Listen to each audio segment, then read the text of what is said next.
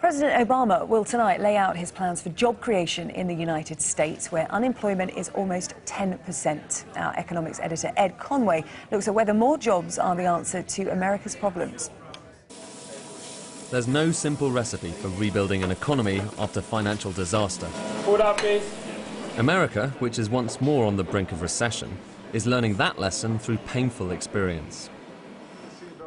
Time is running out before the election next year, begging the question, can President Obama finally flip his financial fortunes?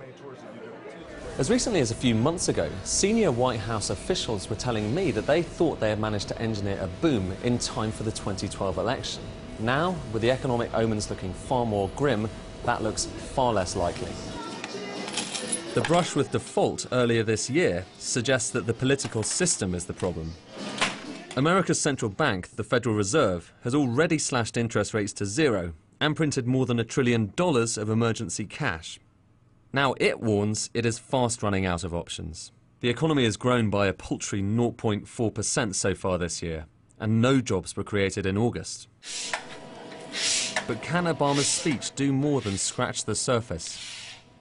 A jobs initiative from the Obama administration, while it might get him some votes if some people gain employment between now and the 2012 election, that is not, it doesn't make much sense, because you're trying to inject jobs into a model of economy that is broken, that doesn't work.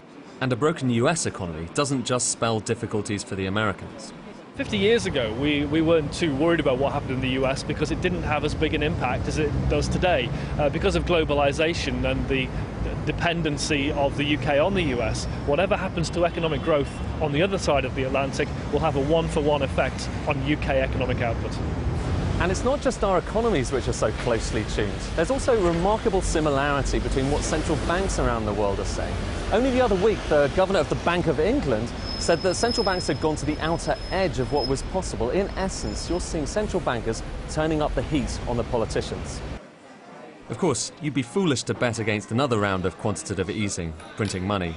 But at some point, the buck must stop with the politicians. While they weren't the only ones who cooked up this problem, they are the ones with their necks on the line. As former President Harry Truman said, if you can't stand the heat, get out of the kitchen. Ed Conway, Sky News.